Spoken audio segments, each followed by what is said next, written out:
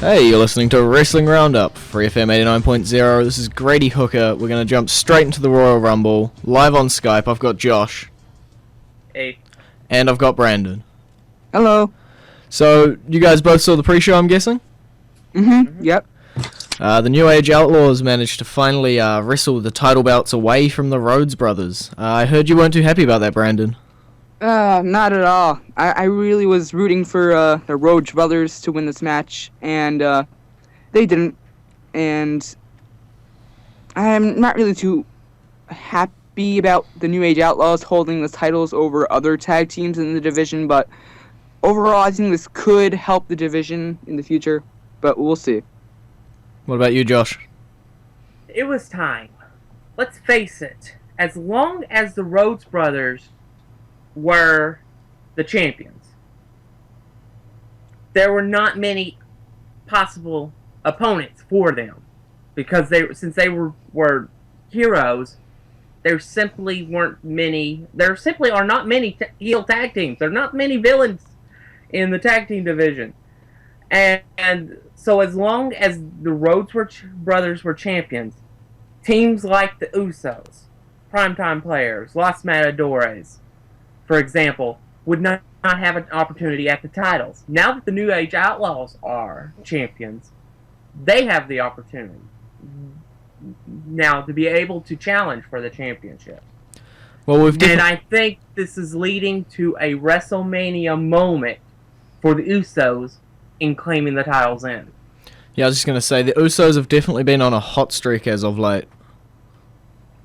And I think that's going to culminate in the future. I think it could very well happen before WrestleMania, since I think that the Usos are going to be colliding with the New Age Outlaws very soon. I think that the best thing that could happen is the WrestleMania moment.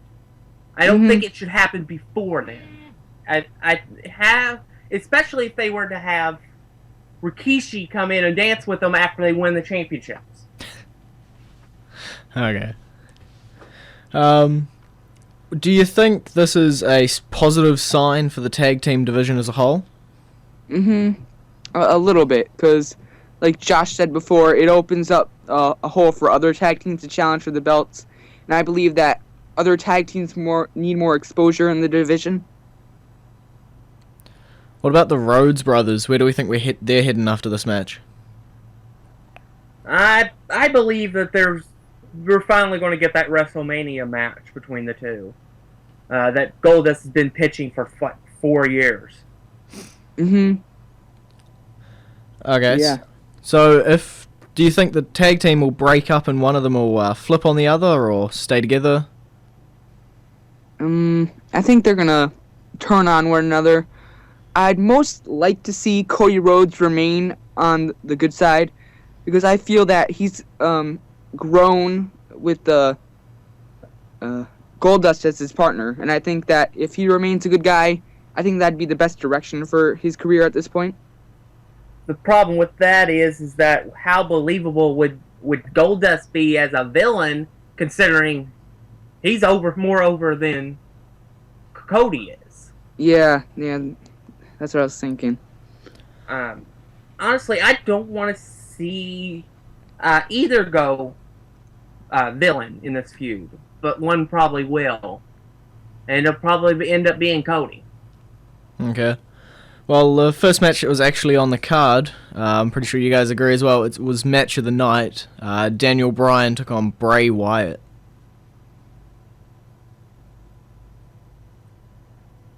Yeah, it was match of the night. Bar none, the match of the night.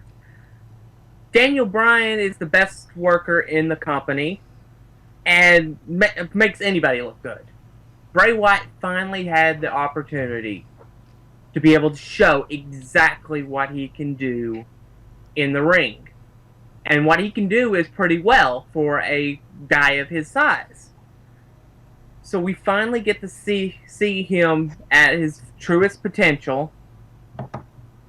And we got an amazing match for the year candidate between Bryan and Wyatt.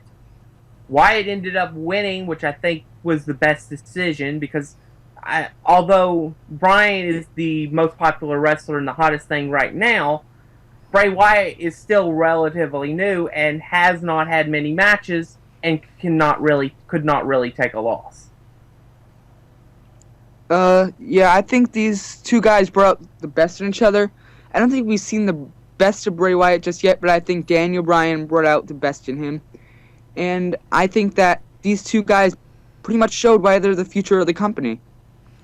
They're definitely two young stars. I don't think we've seen a lot coming out of Bray Wyatt lately. He hasn't been in a few matches, but we definitely got to see what he has, and hopefully we see a lot more of that heading into WrestleMania and the year afterwards. Yeah. Do we think there was a winner and a loser in this feud, or did they both come out a winner? I think they both come out a winner because, like I said, they brought out the best in each other, and they both won a lot matches against each other. And I really think that they stole the show at the Royal Rumble, and I think that both guys have the potential to steal the entire year for going forward. Yeah, this is going to be the year of three wrestlers.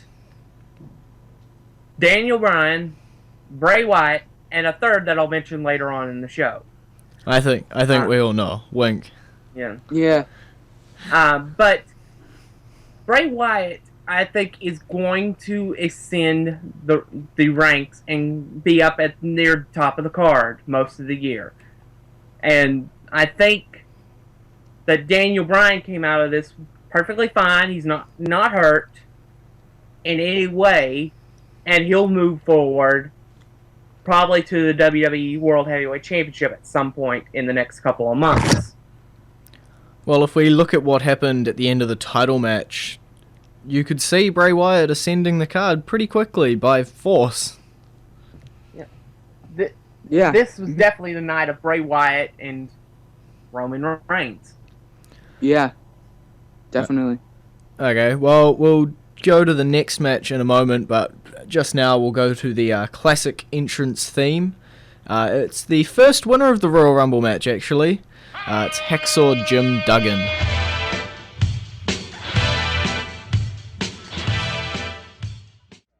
And you're back with Wrestling Roundup, FreeFM 89.0, Grady, Hooker, Brandon, and Josh.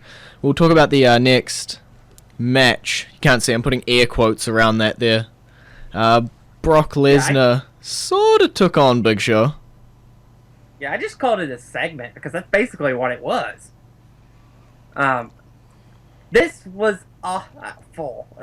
I expected something decent out of these two.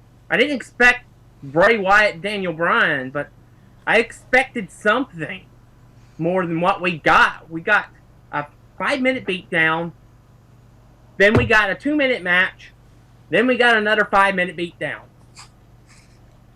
It was just awful, and at some point you had to think, enough is enough with the chairs. Yeah, it didn't even have a payoff. It's not like we had another superstar come out, pick a fight with Lesnar. It's not like we're trying to write Big Show off TV to go to a movie. There was literally no payoff and no reason. Yeah, Well, I can only use one word to describe this, and I think it's disappointing. Like Josh said, we definitely expected more out of these two guys. I don't know if it had to do with Big Show suffering an injury of some kind, but I really just expected a nice brawl between two beasts. We've seen Big Show put on some great matches with guys like Mark Henry before, so Yeah. could have seen one of those great matches between two big men, but instead we just saw the total and utter beatdown with a steel chair. Well, this Yeah. whole thing had one purpose, and that is to make Brock Lesnar as monstrous as physically possible. Yeah, but to me, he didn't come across strong. He came across a guy who was trying to avoid a match. I think it was a mix of that. I think he looks strong, taking out a guy of Big Show's size, even if it was with the chair. I think that's impressive. I think Jamie Noble could have taken out Big Show if he had a chair. I'm not sure about that. No, because didn't you see those chairs actually breaking? You don't know how strong Jamie Noble is. Jamie Noble got his last moment in WWE was him getting thrown out of the ring by Sheamus. Either way, we'll probably move on to the title match, the WWE World Heavyweight Championship match, where Randy Orton took on John Cena. And the fans were not happy. Yeah. Do you hear my enthusiasm about the match? The match was actually pretty good. Yeah, I agree. It's just the fans weren't into it, and that was really bugging the wrestlers, especially Randy Orton, who had issues with your crowd, Brandon. Yep, I was there. Let's all just blame Brandon. Yeah. So, I mean, I think the chant that really got to him was the "We Want Divas" chant. Which then he proceeded to pose. Yeah. To be honest, it was a match between them that we'd seen before. Yeah. Sure. But I really like the parts where they use their finishers on each other. We rarely ever see that nowadays, and I think that was a nice part of the match. And I think that the fans, they should have been into it a little bit more, but I really don't blame them since we've seen this match seems like hundreds of times. I did notice John Cena seemed to have broken out a new move during the match. Yeah. It was where he put Orton into the full Nelson and then proceeded to pick him up and do like some kind of neck breaker move. Yeah. Yeah. I'd never seen him do that before. Yeah, okay. Yeah.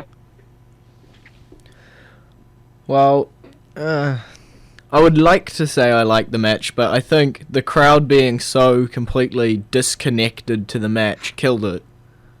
Yeah, I think that really did hurt it, because once I watched the match back afterwards, just so I could get an opinion on it beyond what the crowd was doing. And I thought it was a really good match. We've seen it again and again and again and again. Yeah. I think the whole Royal Rumble suffered from, I think, what we're calling Daniel Bryan heat. Yeah, it was definitely the entire Royal Rumble just basically suffered from Daniel Bryan not being in the most important parts. And the crowd, they wanted Bryan in everything. They wanted Bryan in the title match. They wanted Bryan in the Rumble. And, man, when the crowd found out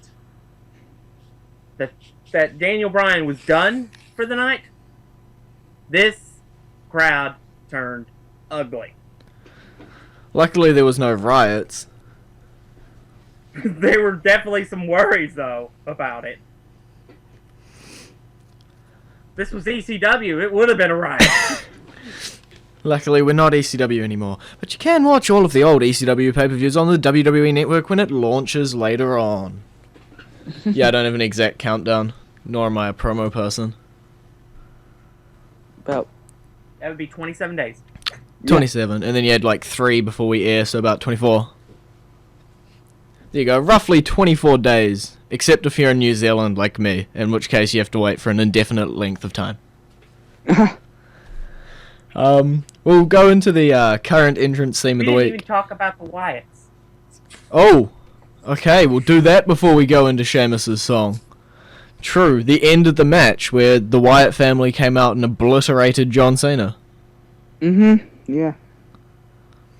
So I've heard rumours of a John Cena Bray Wyatt match at WrestleMania. I have as well. They're pretty prevalent. And this is, like, before that I'm thinking, how could they set this match up? And then all of a sudden, boom, they set it up in like 10 seconds. Yeah, we should have seen it coming, actually. But we didn't. The only thing that worries me is that they may deviate from this plan and do a Shield Wyatt feud at WrestleMania. That's the only thing that concerns me, but honestly, I would rather see Bray Wyatt versus John Cena. That would be huge to getting Bray Wyatt over, especially if Bray Wyatt beat John Cena at WrestleMania. Yeah. If I was booking at Elimination Chamber, I'd put probably a handicap match between Cena and Harper Rowan, and just to tide them both over until WrestleMania. Yeah. We done now with this match? I'm pretty sure. Yeah. So now we can actually go into Sheamus's song. He won the... What year did he win? 2011? 2012. 2011 was Puerto Del Rio. Oh, see, Yeah. fact man Yep. Josh. You forgot because it was so unmemorable. Okay, so this is Sheamus's song. And you're back with Wrestling Roundup, FreeFM 89.0, Grady, Brandon, and Josh. So we've just got what should have been match of the night, the main event, the Royal Rumble match. We had 30 men enter and 1 leave with the WrestleMania 30 main event spot. But to start it all off, we got CM Punk and Seth Rollins as number 1 and 2. This was a pretty good choice to pair up with Punk to start the match. Honestly, I don't think there were many more people that they could have picked for this spot. Rollins obviously has had issues with Punk in the past. And Rollins is a really good wrestler as well. And they have that indie connection. Yeah. Number 3, sort of misusing Damien Sandow a little bit. I knew Damien Sandow would be the first person eliminated. He was only in the Rumble for like 2 minutes. It was in there long enough to get Cody Rhodes in there. But Damien Sandow has so much potential, and I think WWE are misusing him a little bit. Yeah, now you now have a logjam for main event spots. What Yeah, a lot of young talent, a lot of good talent coming up. Bray Wyatt, Roman Reigns, Rollins, Ambrose. Okay, well, number 5, he has to be in the Rumble match because he's Kane. Yep. I just was kind of shocked that they eliminated him so quickly. Yeah. I think he was the second one out. Yeah, he was the second elimination. And then for like 10 minutes, nobody was eliminated. I gotta admit, I thought Kane would last a lot longer than that. He is like Mr. Royal Rumble. But by not scoring an elimination, he doesn't beat Shawn Michaels' record. He got an elimination. Died. Yeah. True. Punk, right? But is it counted as an elimination as he was already out? It still counted. If The Miz, as WWE Champion, can eliminate somebody while not being part of the match, Kane can eliminate somebody after being eliminated. Okay, so he's tied with Shawn then, is he? Yeah, I'm pretty sure. I think he needed 2 to tie and 3 to take the record. I don't know, I'll go Google it later. Number 6, I don't think anyone saw this guy coming out. Yeah, this was one of the shocking moments of the Rumble. I like Alexander Rusev. I like what his talent set is. He's probably still a little green for the main roster, but that's okay if you're going to use an NXT wrestler here. Yeah, I was a little bit surprised when he came out here because there's a lot more exciting talent at NXT than him, but I knew he was eventually be coming up in the next few months, and I think this could be the start, just the beginning of us seeing him on TV. He did impress me a little bit with his kicks, but he showed why he was still on NXT and not on the main roster. But I'm interested to see where he goes from here, if he improves, whatever. Yeah, I did think he was a little bit needed more refining in his skills, but he did set up a Kofi Kingston spot. Yeah, that was just amazing. What did we think of that leap? He's going to have to figure out a way to overdo this one, because this one was insane. Was that leap distance about the same as the announce table would have been? Nah. I would say yes, but I'm not really sure because I've never been to a show, so I don't know exactly the distance between those two areas. Yeah, okay. I would say it would be like a little bit shorter, but if he were to jump for the announce table, that'd be pretty hard to do since Kofi had to pretty much run to get to the ropes. But overall, I think that was an amazing thing that Kofi did, and I think this will be a staple in the Royal Rumble match for years to come for Kofi Kingston. And then he had another awesome save where he got hooked his feet into the bottom ropes to prevent himself from being eliminated. Yeah. For pure innovation, I think I liked the foot one a lot more than the leap. I think I've seen, was it John Morrison that jumped off the fan barrier one year? Yeah, but I think Kofi does it in a way that makes him unique. True. Okay, well, the next, what is meant to be a surprise entrant, Kevin Nash came out as number 14. Yeah, I think we should have seen Kevin Nash coming. I knew he was in Pittsburgh. I didn't really think much of it, but when he came out, I should have known. But I think that they could have used a spot on a better legend than Kevin Nash, since we pretty much saw Kevin Nash pretty recently, like a year or two ago. But it's so good to see him in a WWE ring again. My favorite surprise, El Torito.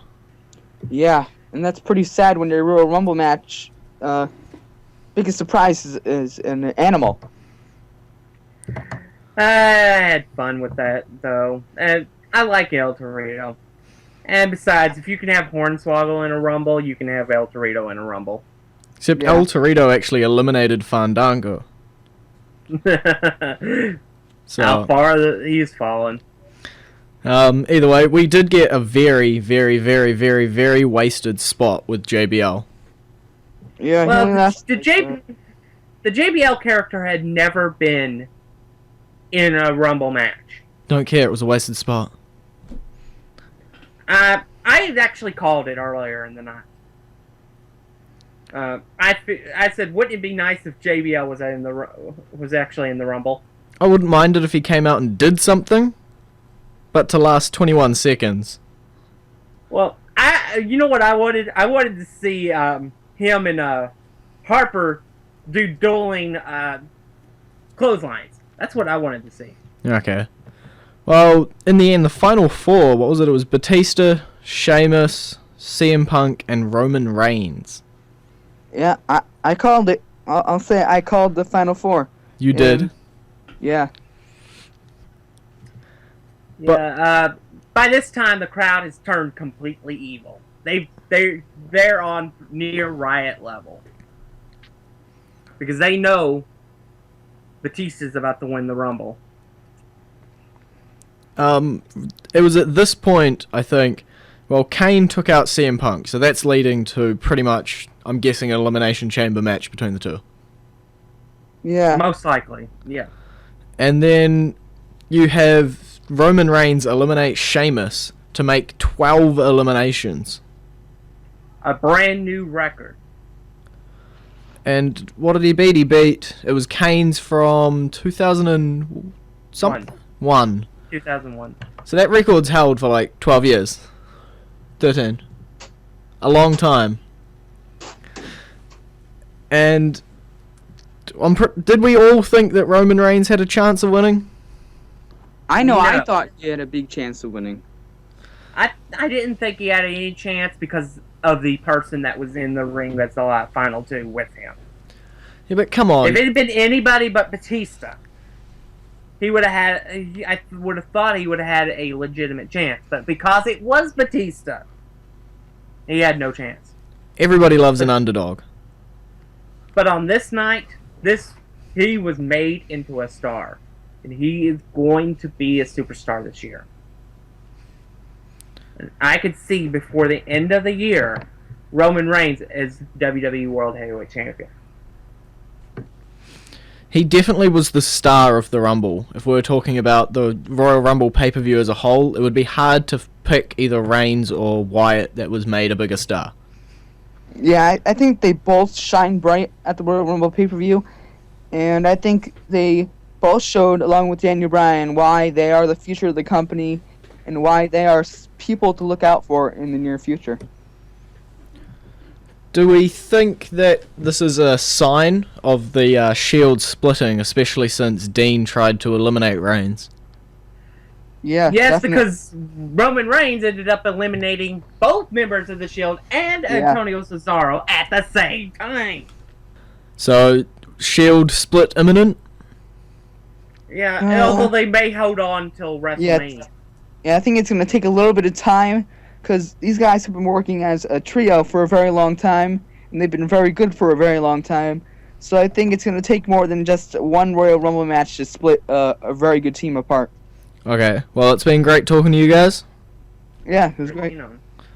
That's it for Wrestling Roundup this week. You can visit our Facebook page, facebook.com/Wrestling Roundup Radio, or our Twitter page, twitter.com/Wrestling Radio, or our website, wrestlingroundup.host22.net. And I'll see you next week.